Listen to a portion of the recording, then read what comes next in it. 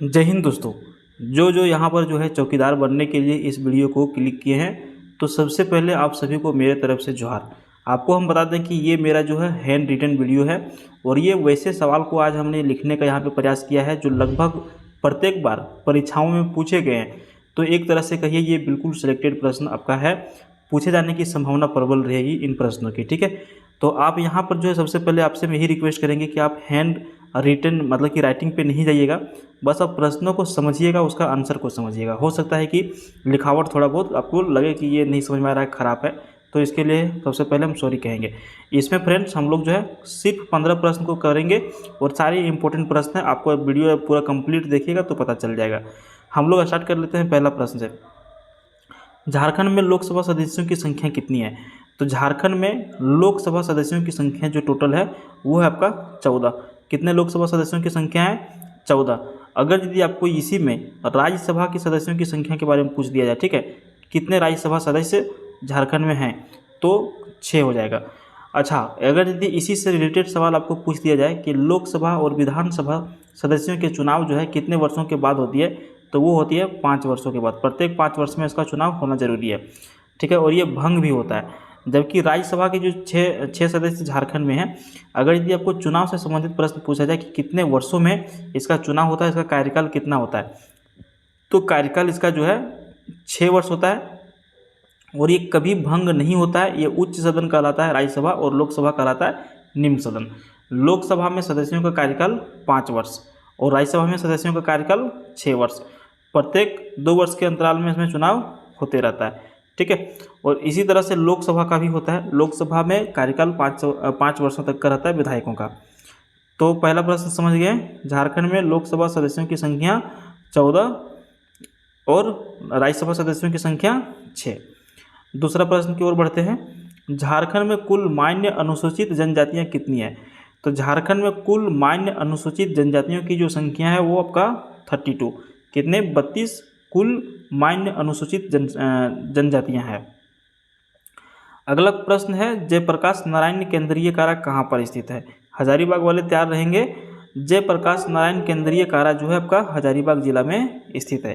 कहाँ पर? हजारीबाग जिला में स्थित है जयप्रकाश नारायण केंद्रीय कारा। जो झील तरफ घूमने जाते होंगे हजारीबाग में उनको पता होगा। अगला प्रश्न देखिए, 4 नंबर प्रश्न। झारखंड जो है कुल कितने राज्यों से घिरा हुआ है?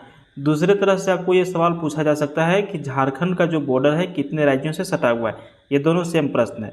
तो यहाँ पर आपका 5 इसका बिल्कुल सही आंसर हो जाएगा। ठीक है, 5 यहाँ पे बिल्कुल सही आंसर हो जाएगा। उसमें से आपका कौन कौन सा हो जाएगा? तो सबसे पहला तो बिहार, दूसरा बंगाल, छत्तीसगढ़, उड़ीसा और उत्तर प्रदेश। उत्तर प्रदेश का थोड़ा सा हिस्सा जो है आपका गढ़वा जिला से सटता है। तो टोटल 5 राज्य से घिरा हुआ है झारखंड। झारखंड की सबसे लंबी नदी निम्नलिखित में से कौन सी है? तो झारखंड की सबसे लंबी नदी जो है वो आपका दामोदर नदी। क्या हो जाएगा? दामोदर नदी झारखंड की सबसे लंबी नदी।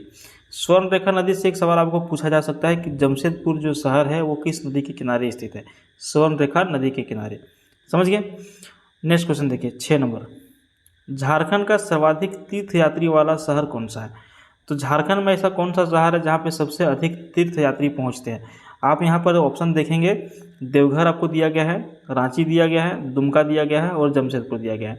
देवघर में तो बाबा नगरी आपका हो जाएगा, बिल्कुल करेक्ट आंसर इसका। पूरे झारखंड में सबसे अधिक अगर यदि तीर्थयात्री आते हैं तो वो आपका देवघर जिला में आते हैं। मानव श्रृंखला सबसे लंबा मेला जो है पूरे विश्व का देवघर में लगता है, जो 105 किलोमीटर तक ये मेला लगा हुआ रहता है पूरा 1 महीना, यानी कि जितने दिन सावन चलता है उतने दिनों के लिए।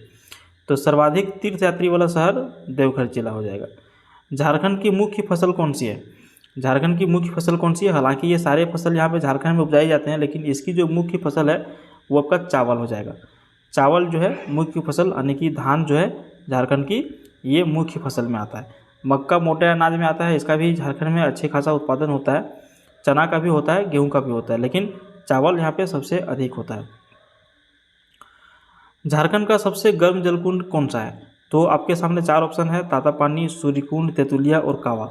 जबकि इसका करेक्ट आंसर हो जाएगा सूर्यकुंड। झारखंड का हजारीबाग जिला के मुख्यालय से लगभग 40 किलोमीटर की दूरी पर जो है ये सूर्यकुंड जो है उपस्थित है और ये झारखंड के सबसे अधिक गर्म वाला जो है जलकुंड है? सूर्य जलकुंड। ठीक है, बहुत ज़्यादा गर्म पानी यहाँ पे रहता है। यहाँ पे जो है जनवरी के आसपास में जो है मेला भी लगता है, सूर्यकुंड मेला फेमस है। नेक्स्ट क्वेश्चन देखिए 9 नंबर, झारखंड का सबसे बड़ा संसदीय निर्वाचन क्षेत्र कौन सा है? झारखंड का सबसे बड़ा संसदीय निर्वाचन क्षेत्र आपका हो जाएगा पश्चिमी सिंहभूम। पश्चिमी सिंहभूम जो क्षेत्र है, यहाँ पर जो है झारखंड का ये सबसे बड़ा संसदीय निर्वाचन क्षेत्र है। करेक्ट आंसर ऑप्शन डी हो जाएगा। ओके, झारखंड में कुल साक्षरता दर कितनी है? ये प्रश्न तो आपको आना ही चाहिए। झारखंड में 2011 की जनगणना के हिसाब से, ये सारे प्रश्न जो है ना 2011 की जनगणना के हिसाब से है। तो झारखंड में कुल साक्षरता दर की जो संख्या है वो आपका 66.40 यानी कि 66.40% झारखंड में कुल साक्षरता दर है। यानी कि प्रत्येक 100 व्यक्तियों में से 66.40 व्यक्ति पढ़े लिखे हैं झारखंड में। नेक्स्ट क्वेश्चन है, झारखंड की राजकीय भाषा कौन सी है? तो झारखंड की राजकीय भाषा, तो करेक्ट आंसर क्या हो जाएगा? हिंदी ही हो जाएगा। ठीक है ना, झारखंड की राजकीय भाषा क्या है? हिंदी हो जाएगा। सारे काम जो है, ऑफिशियल वर्क जो है झारखंड में किस में होते हैं? हिंदी में होते हैं। अगला प्रश्न है, झारखंड की द्वितीय राजकीय भाषा कौन सा है? तो द्वितीय राजकीय भाषा झारखंड की आ जाती है उर्दू। ठीक है, अब यहाँ पे आप कहेंगे कि भैया संथाली भी है, तो संथाली को क्यों नहीं दिया गया? भैया नहीं दिया गया, उर्दू जो है द्वितीय राजभाषा है झारखंड की। जबकि यहाँ पर लोग संथाली, मुंडारी, हो, खड़िया, बंगाली भी लोग बोलते हैं, उर्दू भी बोलते हैं, हिंदी भी बोलते हैं, सभी लोग बोलते हैं, लेकिन द्वितीय राजभाषा जो है उर्दू दिया गया है यहाँ पे। और ये जो अगला प्रश्न है चाईबासा से संबंधित है। तो चाईबासा का जो मैदान है उसकी औसत ऊंचाई कितनी है? औसत ऊंचाई जब भी आपको पूछा जाए तो आप सीधा समुद्र तल के ऊपर जो है ध्यान दीजिएगा। ठीक ना, समुद्र तल से उसकी औसत ऊंचाई जो है पूछी जा रही है चाईबासा मैदान की। करेक्ट आंसर हो जाएगा 150 मीटर। नेक्स्ट क्वेश्चन आपका है, झारखंड में कांके से होकर कौन सी रेखा गुजरती है? तो झारखंड में कांके से होकर कौन सा रेखा गुजर सकती है? कर्क रेखा, भूमध्य रेखा, मकर रेखा। तो करेक्ट आंसर यहाँ पर सभी लोगों को पता है कि झारखंड के रांची शहर से होकर के जो है कर्क रेखा गुजरती है। और एक रांची में कहाँ से गुजरती है? तो कांके क्षेत्र से गुजरती है।